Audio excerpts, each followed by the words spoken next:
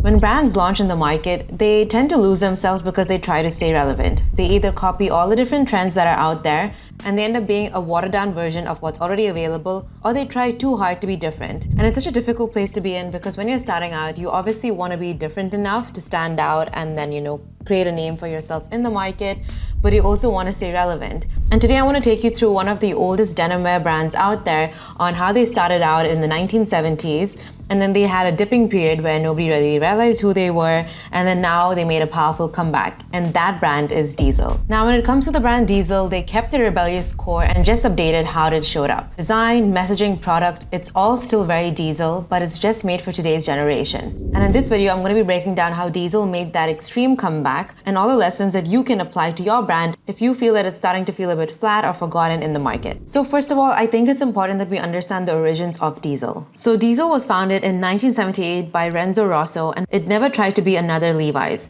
The name Diesel itself was a signal chosen during the oil crisis, when diesel fuel was considered an alternative energy source, and it signified being symbolic, disruptive, and rebellious. And their denim wasn't just de-stressed, it was worn, rugged, and real, and it looked lived in because it was about life. And Diesel didn't just sell jeans. It sold identity, youth, and anti-establishment energy. And that's how it grew from a niche Italian label to a global brand in the 90s and the early 2000s. Now, the main takeaway from this is the best brands don't try to appeal to everybody, and they have a unique point of view. When it comes to Diesel, they chose rebellion and they owned it.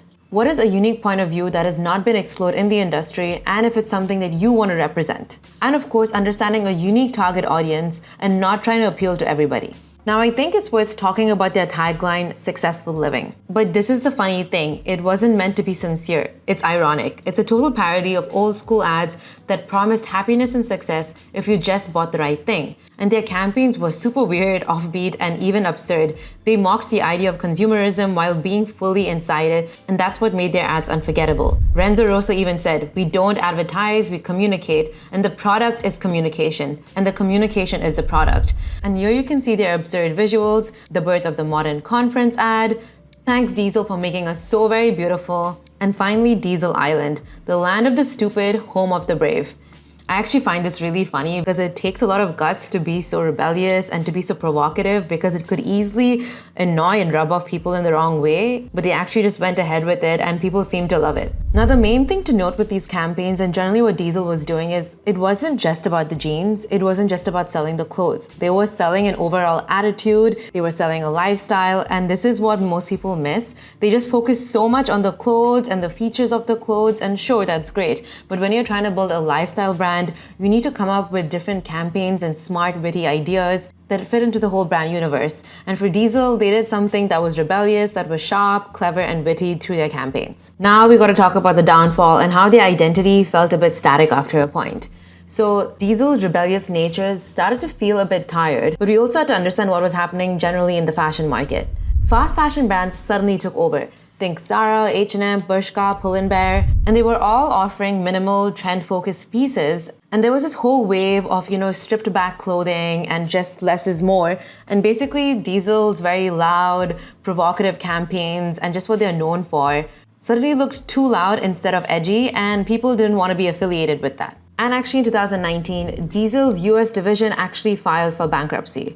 They hadn't lost their identity, but they stopped evolving it and considering what was happening in the world. And that can be just as dangerous. Now, the main takeaway from this is no matter how strong your brand identity is, it needs to stay flexible and it needs to evolve with the culture and the latest times. There's no point sticking to nostalgia and your brand core if you're not able to evolve with what's happening in the modern world. And that was the problem with Diesel. They were so married to their rebellious streak and their campaigns and their extreme marketing that they just kind of ignored everybody else, and they thought that was enough. Like, just having this strong identity was going to get them through the new times, but actually they ended up falling apart and losing a sense of what to do next with their brand. Now let's talk about their comeback. In 2020, Diesel had appointed a new creative director called Glenn Martens. He basically reinvented the new face of Diesel and made it more relevant again in today's world. So in 2020, a lot of things had changed by then, and like I said before, fast fashion was everywhere. Brands were leaning into clean lines, natural palettes, and quiet branding. And Diesel, which was once known for being loud and rebellious, just wasn't hitting anymore. They felt like a relic of a different era. But then came Glenn Martens, and he actually wasn't brought in to tone things down. He was brought in to reignite the brand.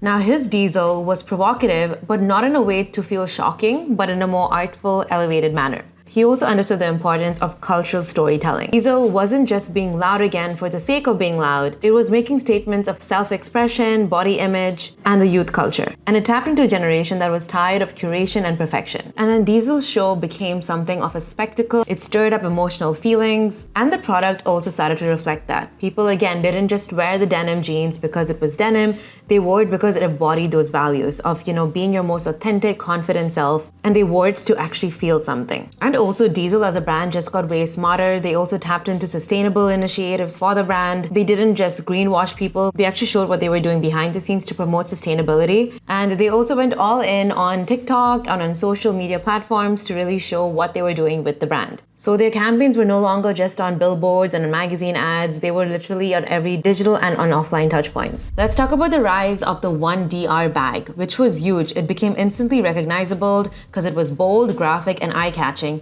And suddenly, Diesel was not only just cool again, it was what everybody wanted to own. And fashion shows became events, it became theatrical, full of energy, and Diesel wasn't just on the runway, it was now worn on influencers, celebrities, and in the hands of everyday fans. Glenn Martens made the brand desirable again by plugging it into culture and not chasing it. Now we can talk more about the design of the brand. Now, one of the key things of rebuilding desire was through an iconic icon. Great branding turns products into iconic symbols. When people wear them, they feel part of a bigger story. Now let's talk about the power of red and how visual consistency builds memory. You can't talk about Diesel without mentioning red. From their logos to the storefronts, their website interface, and their campaign headlines, even the stitching tags on the jeans, red has always been central to their identity. And red communicates boldness, urgency, action. And for Diesel, it became a shorthand for their rebellious, unapologetic spirit. Even when their collections evolved and their creative directors changed, they never let go of the red. That consistency made their brand instantly recognizable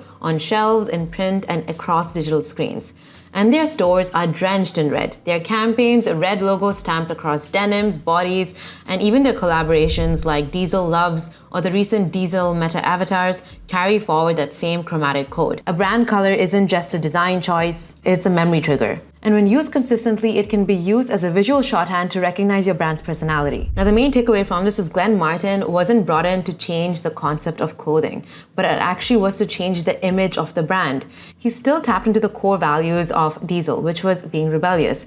But this time, it wasn't to be desperate or to be loud. It was done in a very thoughtful, intentional manner. And that's how you evolve your brand. You basically understand the core values, you see what's popular in the current day and age, and see how you can marry the two together. So what can you learn from Diesel and how can you apply it to your brand?